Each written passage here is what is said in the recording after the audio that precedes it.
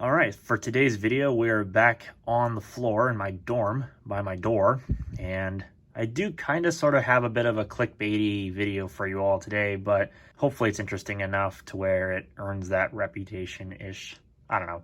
It's up to you all in the viewing audience, but today I'm going to show you all the cheapest computer as of the time of this recording that I just recently got off of Facebook Marketplace and see what we got and if it was a good deal or not. And we'll do a future video on it if people care to know or whatever. We'll have to see.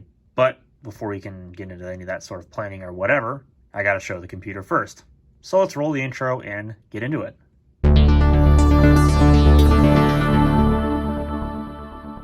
So when it comes to computer shopping on Facebook Marketplace, it tends to vary based on location. And if you're willing to travel, you're actually more likely to find a better deal than if you were to stick around with your hometown. That doesn't always apply, but for my location and for the people who around here like to rip people off, that's something you have to do quite frequently.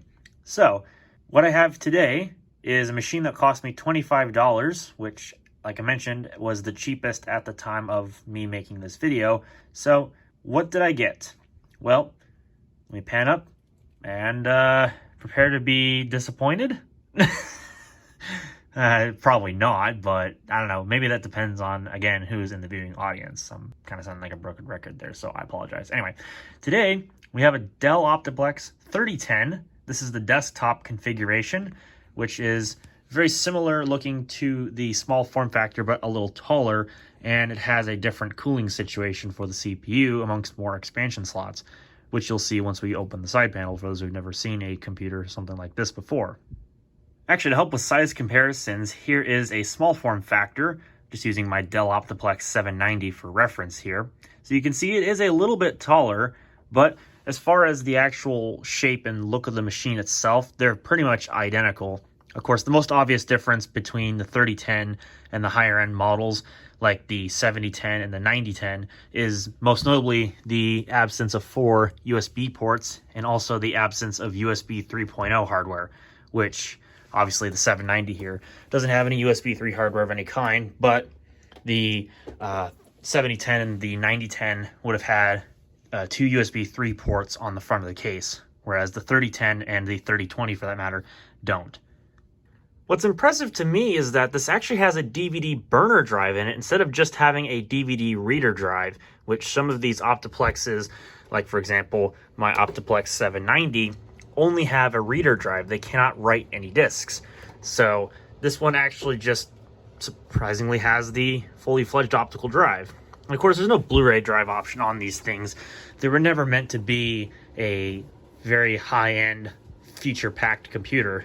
You bought a Dell XPS for that. This is obviously a very rugged, durable computer, very reliable computer meant for the enterprise to get work done and nothing more, until obviously they get refurbed and then people turn them into budget gaming computers, but that's another story for another day. So when I got this computer, I've already done the upgrades, so yeah, I have a graphics card in here. I'll get into that in a second, but when I got this computer, it did not have anything in the expansion slots, and I didn't get it with a hard drive, but I did get it with 4 gigs of RAM, being a single 4 gig stick of DDR3, and then the CPU was an Intel Core i3-3220. So this is definitely on the lower end of things, but it's not to say that the 3010 was a high-end model to begin with, so it's probably a fairly respectable configuration.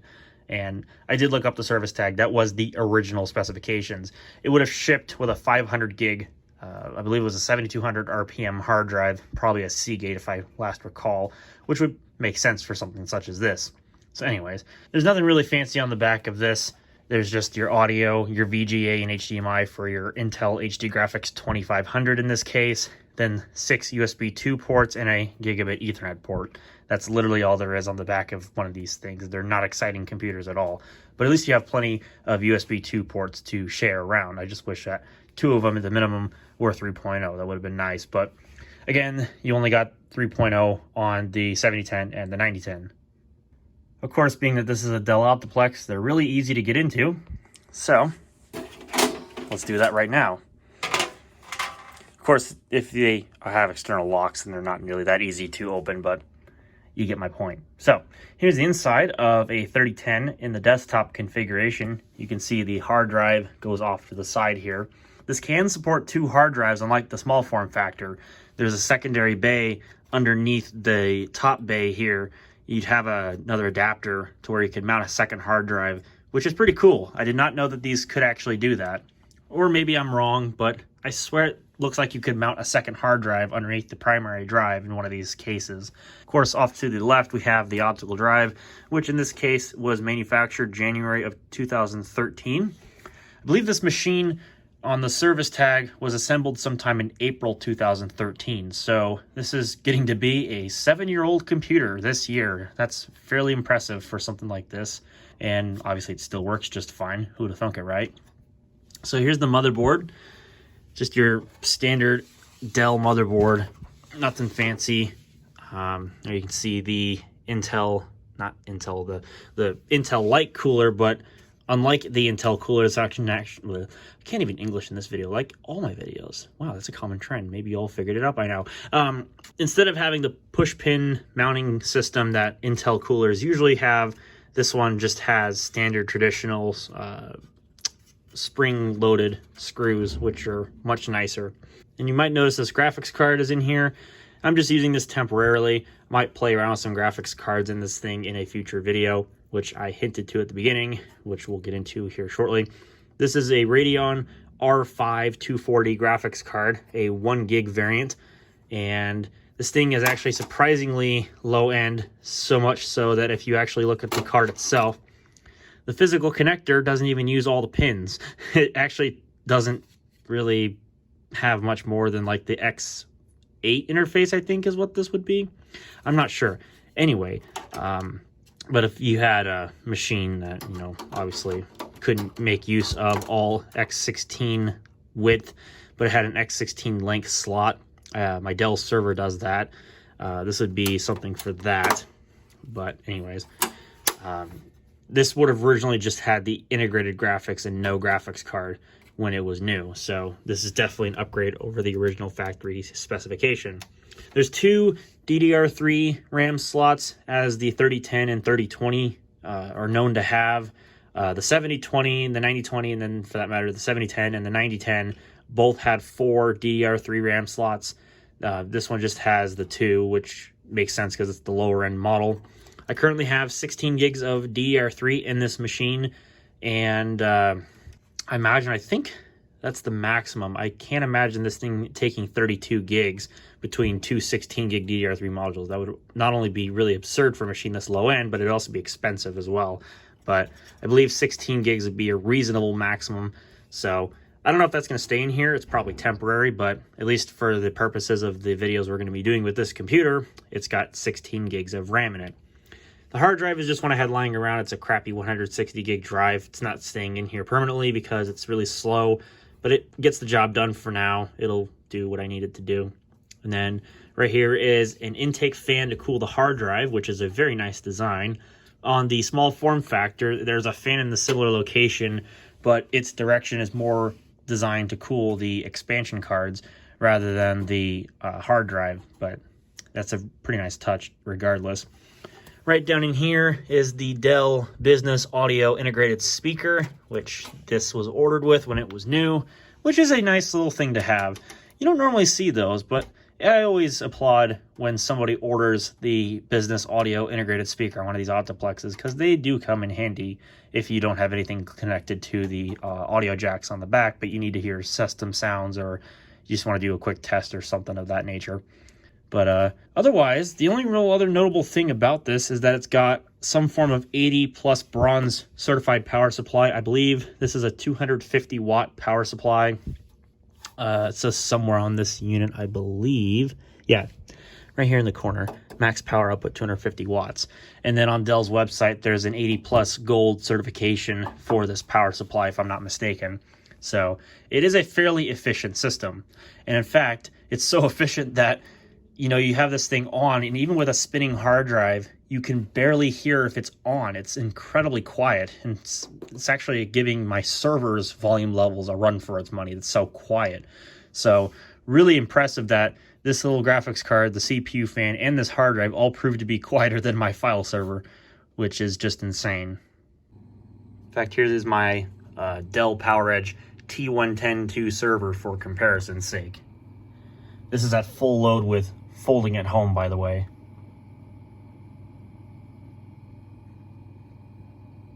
And then for further comparison, here's my Dell Optiplex 9020 mini tower. And this is with the mechanical hard drive spun up as well.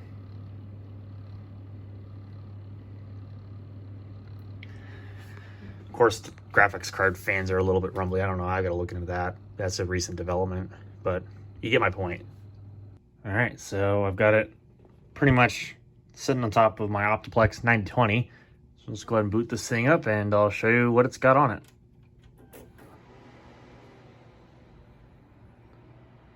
So it starts off a little bit noisy, but it's not too terrible, I don't think. And then for some reason, the Dell logo doesn't show on the UEFI section of the boot screen. I've never understood why that is. Some goofiness with Windows, I have to probably guess, but it doesn't really matter too much. So even despite the hard drive that this thing has and it being obnoxiously slow, it actually still boots up in pretty record time, I'll give it that. Like, it actually starts up really quick.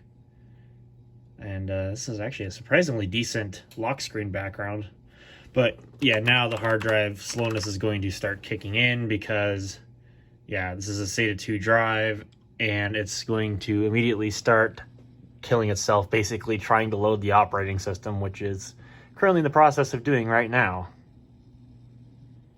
Alright, so I decided to let this thing crunch for a little bit just to get everything loaded into RAM before I started loading things, because otherwise I'd be here forever. So this is just a basic rundown of the system specifications, being it has an Intel Core i3 3220 CPU with 16 gigs of RAM.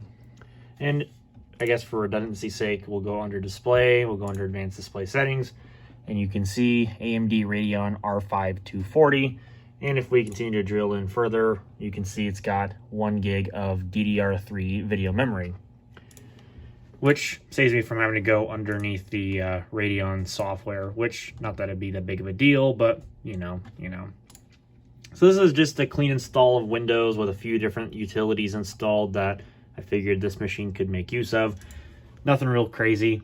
It does actually do virtual machines really well. This does support hardware virtualization, of course. The Intel VTX instruction sets, I believe, is what the proper term would be. And it does do virtual machines quite well for a dual-core 4-thread CPU. And definitely the 16 gigs of RAM helps out a ton. So if you ever really needed an inexpensive machine to do virtual machines on, here you go. But I'd probably still suggest you go with a newer socket. But that's just my 2 cents on the matter. So I think for differentiation's sake, let's try launching a couple of games, because I have some installed. That's kind of a dead giveaway as to what's probably inevitably going to happen to this machine in due time, but we'll just save the excitement for when that moment is supposed to come along. All right, so we're going to try the inevitable Golf with Your Friends here, which apparently they are actually going to come out of early access in Q2 of 2020. So that's really exciting. I don't know, we'll see when that happens. But anyways, let's play it and let's see how it goes about. Unfortunately, this game, I don't know what the deal is. I can't seem to get it to work on Windows XP anymore. So if that's the case where they've actually completely dropped Windows XP support, then they need to update the minimum requirements page. I've yet to check on that, but if that's the case, then yeah, they definitely need to get onto that. I'll have to send them an email or something. And you know what I just thought about doing? I should have launched MSI Afterburner so I could have that open and in the top left. I should probably do that. That would be a useful addition to this video. Okay, there we go. Not like it's going to do a whole heck of a lot of good when you can't even overclock the card, you know, but whatever. At least I can manually control the fan speed. So as you can see, it's actually a decent pairing with this system because it allows the GPU to reach its maximum potential, or at least in this title it absolutely can. But I can imagine that the i3 would get saturated if you were to push it, but whatever. So let's do a quick offline match here, and we'll do the Candyland map, because why not? Actually, before I do that even, I want to show the settings. So this is currently at 1600 by 900 with just your standard low preset, nothing fancy, VSync turned on for the sake of having a consistent image on the screen. Because if you don't have it on, it tends to get pretty teary and really bad at that. So anyway. Or maybe it doesn't have VSync on. I don't know, I can't really tell. Not like it's locking the frame rate to 60 at the moment. Is it? Well, it's stuck at 69. Well, good for it. But as you can see, it seems to play just fine. And this does have modern, up-to-date drivers, so this game is completely supported on this card, even if it's a low-profile hunk of garbage. Yeah, it's not locking the frame rate to 60, but you can get an idea as to the performance of this game, or at least this map, and the current settings. At least it's not like tearing on the screen like if you had a VSync off, like it gets really bad. I'm not sure if that's just a limitation of the processor or what the deal is with the graphics card, but it is what it is. But it seems to play just fine. So you don't mind 60 frames per second. Well, here's the computer for you to play this game on. That was a garbage move, but whatever. So, I don't know. Let's see if I can at least complete this section of the level. So why not? I'm pretty hot trash when it comes to golf games, but there's still a lot of fun. Ooh, that looks good. Wouldn't you want to wake up to looking at that in the morning? Yeah, definitely not. Alright, one more level. I think we'll call it quits at that, because I don't want to drag this on and make this a benchmarking video of this computer's current specifications, which, let's face it, they're not exactly the greatest, but it is what it is. Oh man, I can hear the graphics card fan spinning up in there. It's a little dinky whiny fan and I can hear it. So, yeah, it's definitely getting a little toasty, 71 degrees. Well, the CPU is actually doing a fairly decent job. Alright, well that's basically enough of this. I'll make everybody sick by doing that. So, that's golf with your friends. Overall, seems to play alright. And then I think for this one, I need to grab my controller, so be right back. Alright, so let's try launching A Hat in Time, a game that I can't play on macOS Catalina, but I can certainly play on Windows 10 here, so let's give it a whirl, and crap, I forgot I haven't launched it yet. Oh goody, we get to look at it for the first time together on this video. Well, that's not going to be fun. Alright, so it just got done doing the Steam stuff, and the little watermark that says press Windows key G on your keyboard to launch the Xbox game bar, which I'm not going to do that. So let's see how this runs. This is probably not going to perform nearly as well as if the same graphics card was connected to a computer with a Core i7-2600, but yeah. The intro usually lags. I don't know what the deal is with this game. There's just not that kind of optimization on the intro thing there, but I mean, I guess it can't be too hard on a game that's still optimized for Windows XP in 2020. Alright, new challenge road. Wow. I've yet to make some significant progress into this game and install mods and all that fun stuff. I'm sure I'll get there eventually, but just not today. Currently sitting at 22 frames per second in the menu. That's not necessarily a good thing, so let's see if we can turn that down a bit here. So let's see if we can do, yeah, the performance preset. Let's set the resolution to 1280 by 720 here. And that actually brought it up to 33. But I think what we're going to do, we're going to go under the advanced settings here. Whoops, that's not what I wanted to do, is turn VSync off. That's not ideally what I want to do. So let's go to the advanced. Let's configure this. Let's change the, let's turn the anti-aliasing off. Turn the high quality screen effects off. Turn the vignette off. And I think what we can also do is change the, let's see here. Maybe just try to filter enough on the CPU, it's probably okay. Where is the, is that it? No, it's not it, I don't think. Could do high performance on the shadow quality, because why not? Alright, let's see how those settings work with this configuration. So let's jump in, let's see how long it takes to load here. Also, for those who do plan on buying this game in the future, do keep in mind that if you have to make any in-game graphics changes, do be prepared to experience some crazy stutter, which that makes Grand Theft Auto 4 look like an optimized game. And I'm serious when I say this. I don't even show it. It's bad. And it's not just the limitation of this computer. It's actually pretty doggone bad. Alright, so we are currently at a locked 30. Alright. Oh, yeah, it's still loading in assets. Okay. Alright, that's not too bad. I was honestly expecting it to be a lot worse, but that's decent, I guess. If you locked it at 30, this would be an okay experience.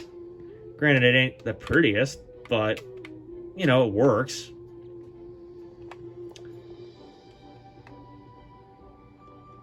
Definitely the GPU is getting utilized, though. That's a good thing. Not like there's a lot of PCI Express lanes being used by this card, though, but I can't imagine that it's going to need them when it's being fully utilized here. I think we'll load a level, but I'm not going to do anything, because I'm not going to try to do anything as far as that stuff's concerned, so what the heck. And we'll also see how long it takes to load. Whenever it decides it wants to load. Come on, computer. It's loading like little tidbits of information. Oh, there it goes. There goes the hard drive. Yep. Hard drive that's stuck on solid. Oh, that's bad. Oh, that's bad. Oh, that was bad. Did you guys see that? That was bad. Ooh. Wow, that actually puts a lot of strain on this graphics card. Yeah, 30 FPS. 28. Huh. Yeah, you definitely want something more than an R5 240 playing this game, that's for sure. But to be fair, this is probably the most low end of AMD graphics cards that is still getting modern drivers, so I guess credit where credit is due. It at least has a playable frame rate, but I wouldn't call this fantastic either. Wonder if the lowest in-game preset would allow this to get up to better frame rate if I just go all the way down to the high performance preset and just set that. I mean, we gained a little bit. We're currently sitting at, what is this? Oh, it's still dipping down to 30 in the high 20s rather. Yeah, it's not fantastic, but I guess if you needed a machine in a pinch to play this game, by all means, this will do it. Gotta give credit where it's due. It's definitely playable. There's a lot of side quests on this mission. I will have to play in this a little more because I actually really like this game. I just need to figure out all of the levels and all that stuff, but just haven't had the time, you know. IPv4 subnetting, it's been killing me lately. And we've just been moving on to IPv6 lately in class, and I cannot control this little girl with one hand. Sounds about right. Anyways. So, yep, that covers this game. So let's go ahead and go back to the desktop. So I apologize if the camera's a little shaky and out of the way there. I wasn't really paying too much attention because I was trying to play the game there. So I apologize if things were a little out of order. So, anyways, the last one I wanted to try, which obviously I have here on the desktop, is a game called Distance, which actually tends to be quite taxing on computer hardware. And this actually used to run on Windows XP as well, but it also recently, I believe it changed to requiring the use of DirectX 11. So I believe you need a minimum of Windows Vista in order to play this game as far as modern operating system support is concerned. But I could be wrong. It could require just Windows 7, like it mentions on its minimum requirement page. But that has yet to be tested on another computer. Maybe it'll be this one. I have no idea, but maybe it'll be my Optiplex 790. Could do Windows Vista on that and see if the game will work. But since I'm running Windows 10, I don't really have to worry about it. But anyways. And here we go.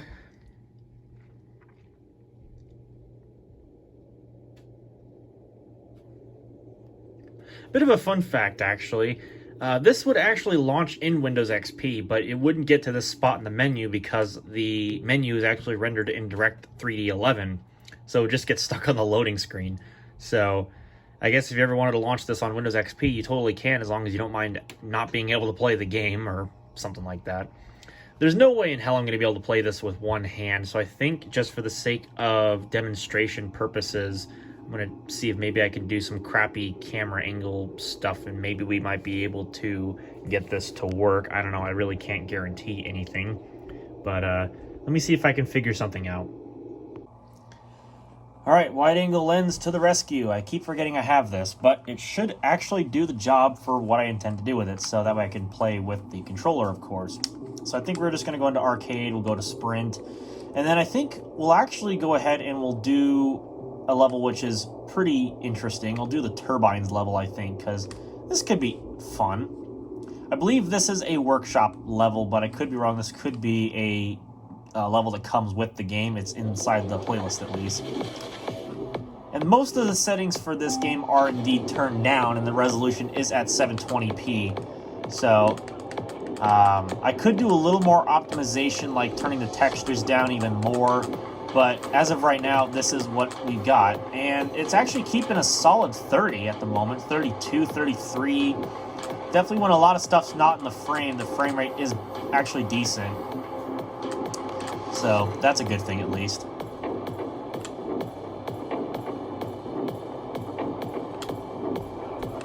Not the best when it comes to this game, but it's still a heck of a lot of fun. That I can definitely tell you. Oh, whoops. Yeah, I told you, I'm pretty terrible at this. Especially because of the fact that, yeah.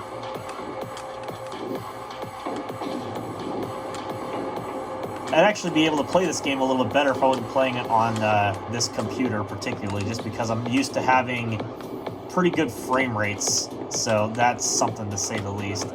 Get to the thing so I can get out of this flying mode. Heck yeah. Hopefully y'all can see this okay. If not, I do apologize. That's just the nature of the wide-angle lens on the iPhone 11 and my situation as far as being able to record is concerned. Whoops, I meant to do a jump, not necessarily that, but sounds good, you know? Game, figure out what you're gonna do. Alright, that works, I guess. Can I get up here so that way I can actually get to the thing? There we go. Yay! Something. I'm doing absolutely trash right now, but that's okay. Whatever ends up working in the end. Oh, just barely made it.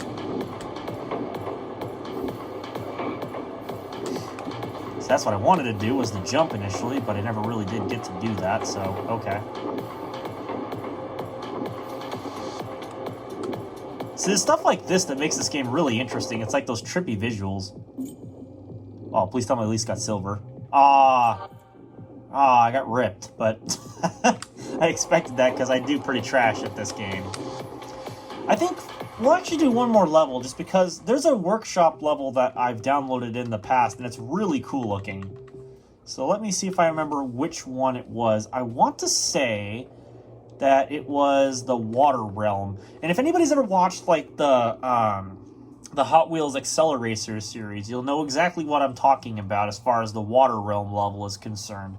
But if you don't, look it up because it honestly looks really cool. So we're going to go ahead and let this do its thing here, and we'll give it a shot. These levels do have a little bit of a learning curve to them, though, and believe me, I had my fair share of deaths. But it's extra fun when you have someone else to play them with you in multiplayer. I'll definitely give the game that. And definitely it's a lot more helpful when you have a solid state drive to play this game on. I will also say that much. But it seems like also high 20s, low 30s in the frame rate department. That message saying let go of shift when you enter the portal. The shift key on the keyboard is your nitrous key, as far as I believe the default key map is concerned. If you're using the Xbox controller like I am right now, it's A as the nitrous button, or what they probably consider to be the boost button. But let's see how many times I oof at playing this level.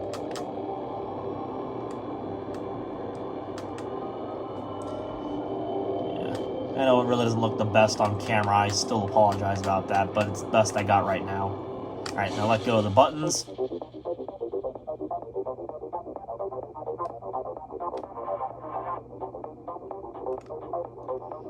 make sure I know where I'm going here.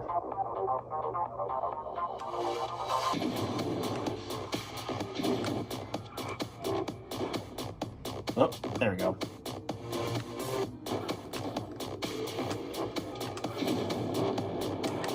I'm upside down. Well, that's useful. There, now I'm the right side up.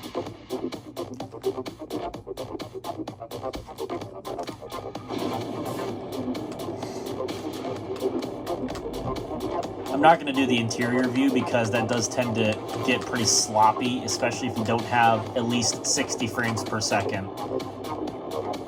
And of course, there's no way in heck I can overclock this graphics card, just based on the nature of it, so that always kind of oofs, but it is what it is. But definitely, if someone were to come to me recommending or wanting a recommendation on this game, definitely, it's worth your purchase. Of course, I bought it when Steam has a discount, but even still, like, this game in its full price, definitely worth it. And it's especially gorgeous if you find some really nice looking levels, like this one, for example. Or at least as long as you understand where the level came from, then you'll know its beauty. It's one of those things, I suppose. But it's just a really cool looking level overall. I love the soundtrack too.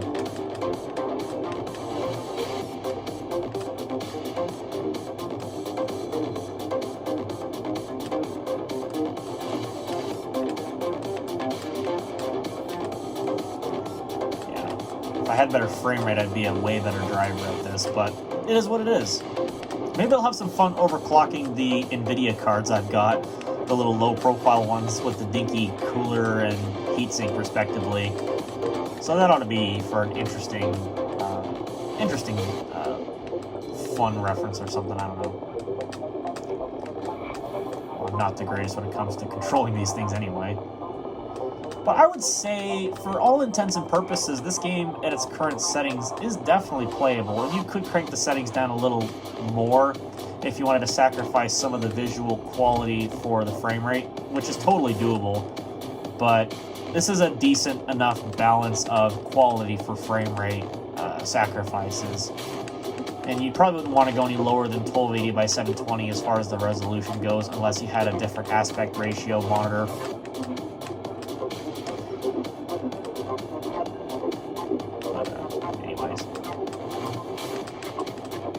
This level does go on for quite a while. That's why I decided to pick it, just because it's got a lot to show.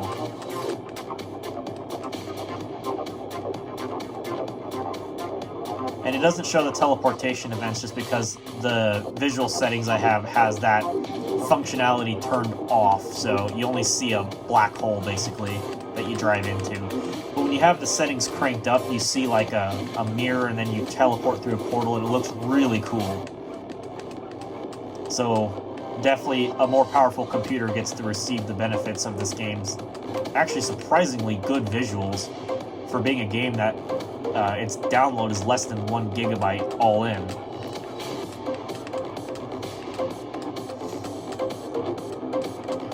So we'll just kind of fly around these sections here.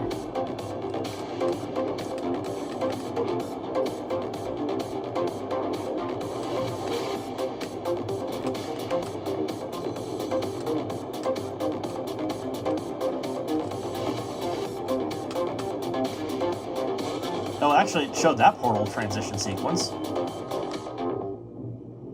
Alright, let's see what time I got on this one. Oh, I didn't do nearly as good, but I did okay. So, I think I had a better time on this one with my other computer, if I remember correctly. So yeah, that's a bit of a demonstration of distance. I would definitely say if you got the money lying around, you want a good game for benchmarking and just for visual demonstration purposes, this is definitely worth a pickup. So that'll basically wrap up this video on the Dell Optiplex 3010. I don't really have much else to demonstrate as far as games or software is concerned, just because I don't really have too much in the way of stuff installed at the moment. But if you did like the video in the end anyways, I appreciate a like, which I know some people they do, some people they don't. Or if you didn't like the video, well, that other button seems to work all right too, I suppose. And don't forget, if you like videos like this one, or maybe even better ones from me for that matter, don't forget there's a subscribe button down there. I'd appreciate it if you hit that. It means a lot to me, especially considering my channel is definitely still small and, slowly growing, but, I'll make it someday. But all your support is definitely appreciated in the end, regardless of what form you give it in. So, with that having been said, this video has come to an end. So I'm going to go ahead and get out of here. Appreciate you all coming to watch.